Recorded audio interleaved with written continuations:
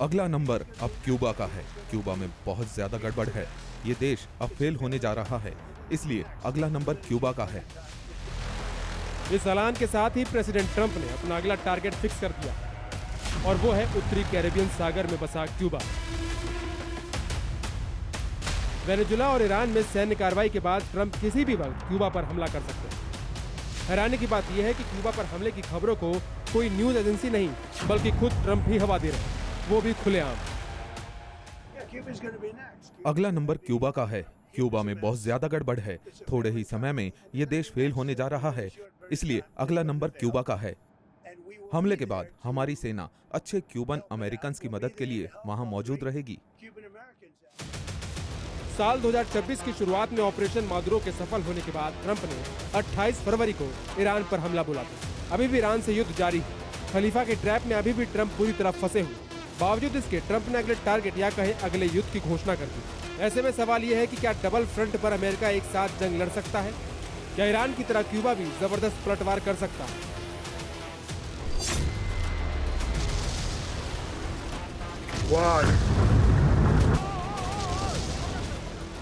दरअसल क्यूबा पर अमेरिका काफी वक्त से दबाव बना रहा है। ट्रंप बीते एक साल में दर्जनों बार क्यूबा पर हमले की धमकी दे चुके हैं।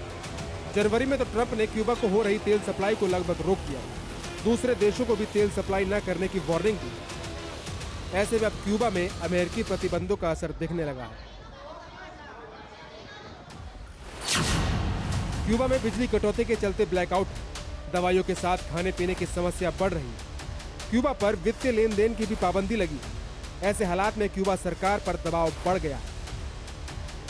राष्ट्रपति ट्रंप का कहना है कि या तो क्यूबा अमेरिकी शर्तों को मानते हुए वॉशिंगटन से समझौता कर ले या फिर सैन्य कार्रवाई के लिए तैयार रहे। लेकिन क्यूबा भी पीछे हटने को तैयार नहीं। क्यूबा के राष्ट्रपति मिगुएल डियाज कैनल ने जंग की तैयारी भी तेज कर दी है। अब सवाल ये कि ट्रंप के टारगेट पर क्यूबा क्यों है? तो इसकी वजह है अमेरिका की राष्ट्रीय सुरक्षा।